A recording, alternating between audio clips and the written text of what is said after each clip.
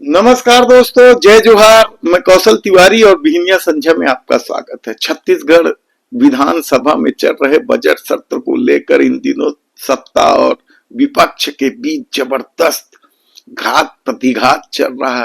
ऐसे में सत्ता पक्ष के ही कई विधायक यदि अपनी सरकार को घेरने में लगे हैं तो सरकार की मुसीबत बढ़नी स्वाभाविक। तब सत्ता पक्ष के उन विधायकों में वह नाम सामने आ ही जाता है जो पिछले 2-3 सत्रों से लगातार सरकार को घेरने में लगी है। कहा जाता है कि उन्हें मंत्री नहीं बनाने की वजह से वे नए नए मुद्दे के साथ सरकार को घेर रहे हैं।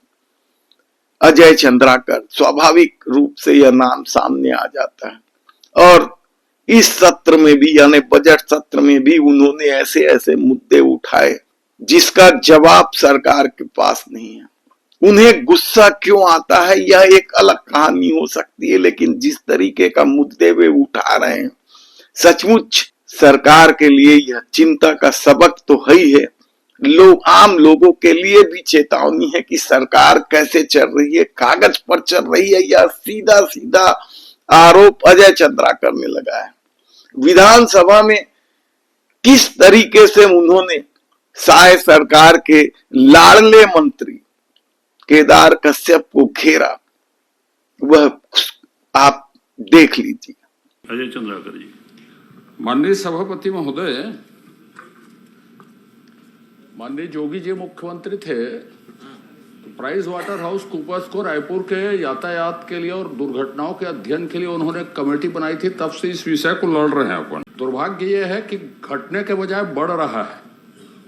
इसमें आपने 139 की असंदेह ने चर्चा स्वीकृत की और ये विषय परिवहन विभाग का विषय नहीं है। दुर्घटना में मृत्यु जो है, स्थानीय शासन विभाग, पीडब्ल्यूडी विभाग जैसे अन्य विभाग हैं जो इसमें जुड़े हुए हैं।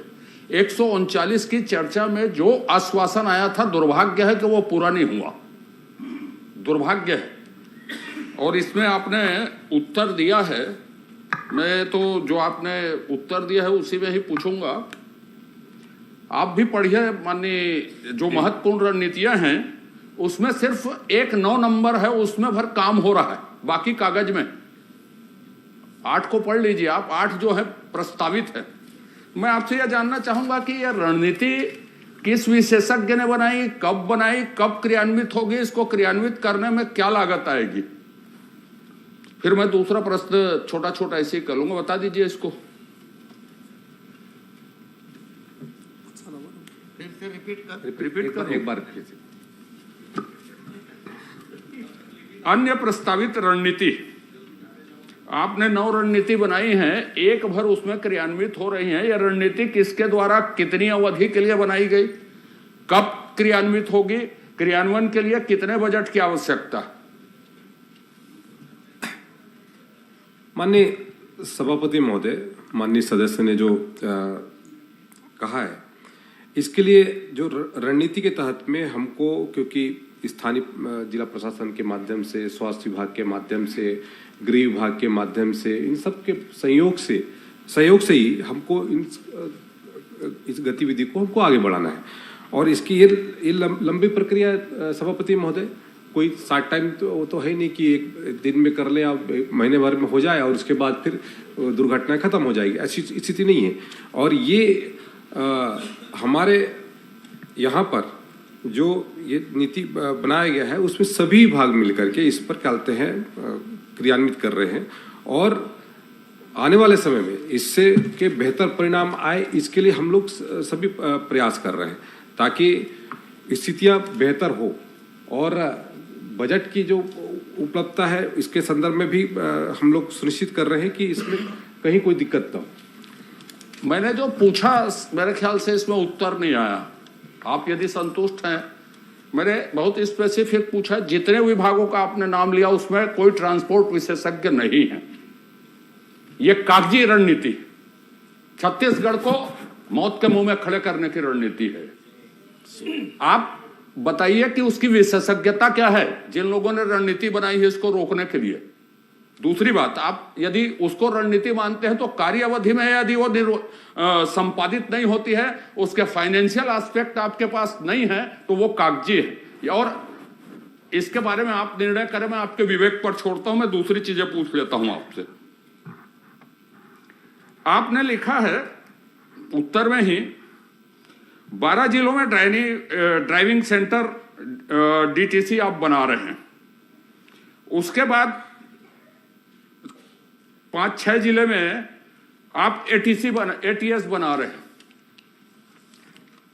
और IDTR है, माने ड्राइविंग इंस्टीट्यूट है आपका।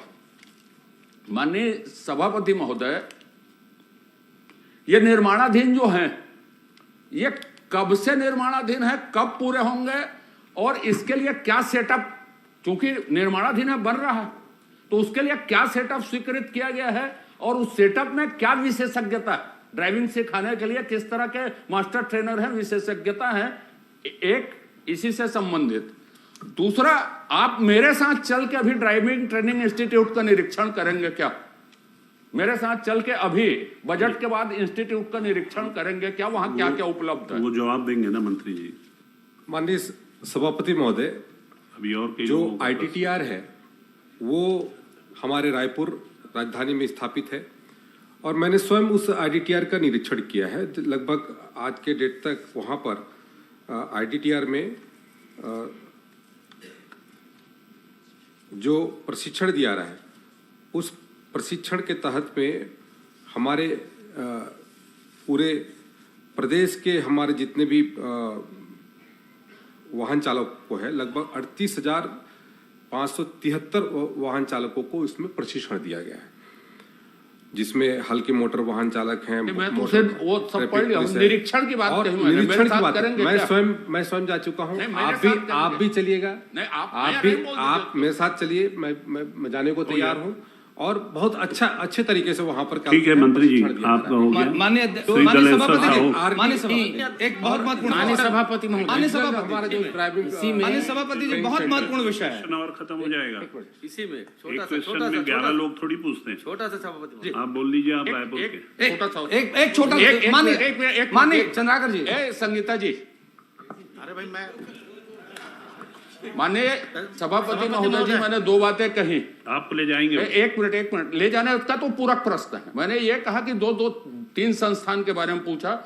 2 संस्थान कब से निर्माणाधीन है, कब तक बनेंगे, उसमें क्या सेटअप स्वीकृत है, उसकी विशेषज्ञता क्या है, उसका उत्तर नहीं आया। मैं वो भी आगे बढ़ जाता हूं। मेरा मतलब तो यह मैं ध्यान में ला दूं उत्तर। 139 की चर्चा फॉलो नहीं हुई तो बाकी तो छोड़ दीजिए। दूसरी बात, मैंने मेरे साथ निरीक्षण प्रश्नकाल या बजट के बाद चलेंगे क्या निरीक्षण करने का, कब जाएंगे ये नहीं कहा मैंने। आगे बढ़ जाता हूं मैं। माननीय सभापति जी, ले जाएंगे। माननीय सभापति जी, एक मंत्री जी इनको साथ में ले जाइएगा। उसके बाद पूछ लेना। हाँ अनुज जी, आपके आखिरी प्रश्न एक छोटा सा। बहुत से लोग पूछना जी चाहते जी, आप देख लीजिए, मुझे उत्तर आगे भी क्वेश्चन है, बहुत इंपॉर्टेंट। माननीय सभापति जी, आप संसदीय कार्य मंत्री भी हैं। संसदीय कार्य मंत्री जी सदन में वही घोषणा के प्रति जवाबदेह होते हैं। ब्लैक स्पॉट का इस परिशिष्ट में उल्लेख है। आपने लिखा है कि संबंधित निर्माण एजेंसियों से सर्वसहमति कार्यवाही करवाना है, तो वो तो ठीक है, कार्यवाही आप क्या करवा रहे हो बताएंगे, लिखा नहीं है, कब तक होगी लिखा है। आपने ब्लैक स्पॉट का उल्लेख किया है। क्या माननीय मुख्यमंत्री जी ने 139 की चर्चा में सभी ब्लैक स्पॉट को खत्म करने की घोषणा की थी? और घोषणा की थी तो उसमें से कितने ब्लैक स्पॉट खत्म हो गए, कितने चिन्हित हुए और कितने अब तक खत्म हो गए, ये बता दीजिए। और नहीं हुए तो उसके कारण क्या? पूरे प्रदेश में 167 एक बार सब चीज का जवाब दीजिए, मैं अगला क्वेश्चन लेना चाहता हूँ। पूरे प्रदेश में 167 ब्लैक स्पॉट है, जिसपे 101 ब्लैक स्पॉट को खत्म किया गया है। लगभग 66 ब्लैक स्पॉट अभी वर्तमान में वहाँ पर उसकी कार्रवाई चल रही है, उनको भी मुक्त करने के दृष्टि से।